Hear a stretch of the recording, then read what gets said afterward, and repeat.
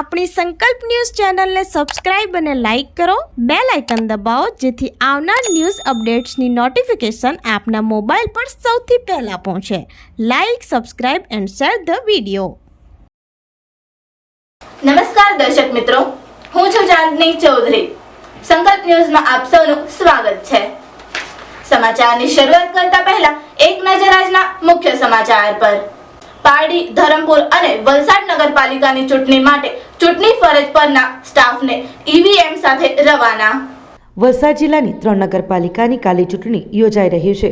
પારડી, ધરમપુર અને વલસાડ નગરપાલિકાની ચૂંટણી માટે કાલે યોજાનાર મતદાનની તમામ તૈયારીઓ પૂર્ણ કરી દેવામાં આવી છે અને આજે ચૂંટણી ફરજ પરના સ્ટાફને ઈવીએમ મશીનો સાથે રવાના કરવામાં આવ્યા હતા. નગરપાલિકાની ચૂંટણી શાંતિપૂર્ણ માહોલમાં પૂરી થાય તે માટે જિલ્લા પોલીસ દ્વારા ચુસ્ત સુરક્ષા બંદોબસ્ત ગોઠવાયો છે.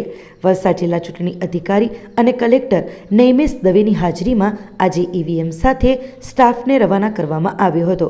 વલસાડ નગરપાલિકાના કુલ 44 બેઠકોમાંથી 7 બેઠકો અગાઉથી જ ભાજપના ફાળે બિનહરીફ થઈ ગયો હોવાથી બાકી બચેલી 37 બેઠકો માટે 105 ઉમેદવારો ચૂંટણી મેદાનમાં છે.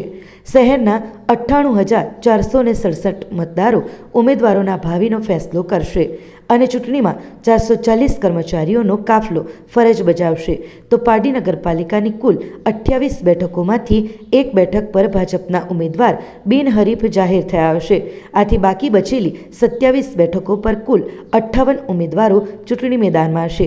શહેરના 24,149 મતદારો ઉમેદવારોના ભાવિનો ફેસલો કરશે અને ધરમપુર નગરપાલિકાની કુલ 24 બેઠકોમાંથી તમામ 24 બેઠકો પર ચૂંટણી યોજાઈ રહી છે, જેમાં કુલ 49 જેટલા ઉમેદવારો ચૂંટણી મેદાનમાં છે.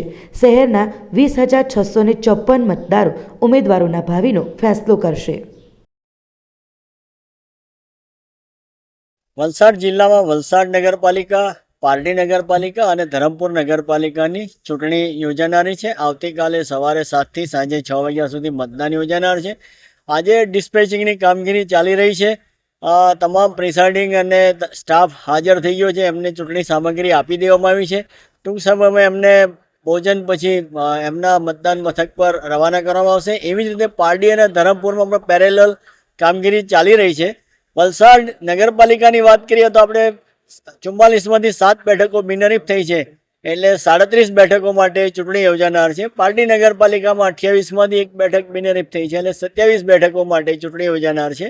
અને ધરમપુર નગરપાલિકામાં તમામ 24 બેઠકો માટે ચૂંટણી યોજાનાર છે. સાથે સાથે ઉમરગામ તાલુકાની ફણસા અને સરીગામ તાલુકા પંચાયતની પેટા ચૂંટણી છે અને કપરાડાની ગોટણ તાલુકા પંચાયતની પણ પેટા ચૂંટણી છે. અને તમામ જગ્યાએ સંપૂર્ણ તૈયારી થઈ ગઈ છે.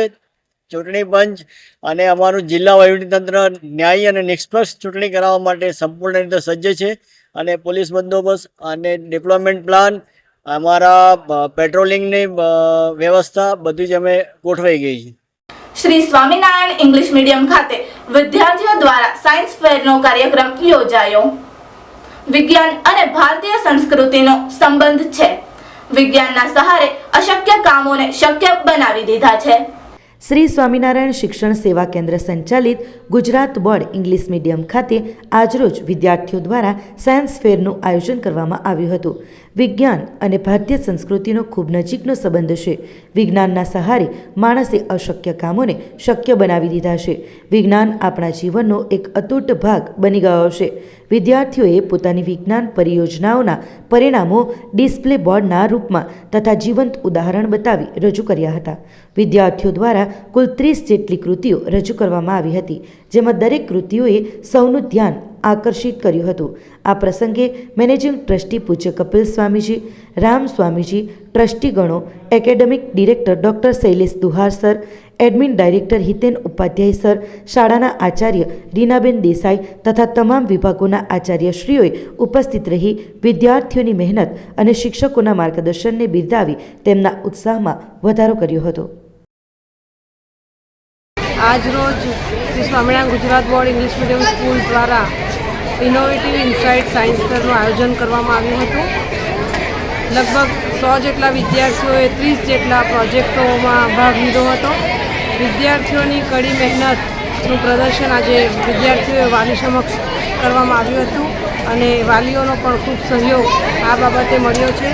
તમામ શિક્ષકોના માર્ગદર્શન હેઠળ આજનો જે સાયન્સ ફેર છે, વિદ્યાર્થીઓને જો આ સાયન્સ વિશેનું પ્રેક્ટિકલ નોલેજ મળી જાય તો એ વિષય એમને સમજવો ઘણો સરળ થઈ જાય છે.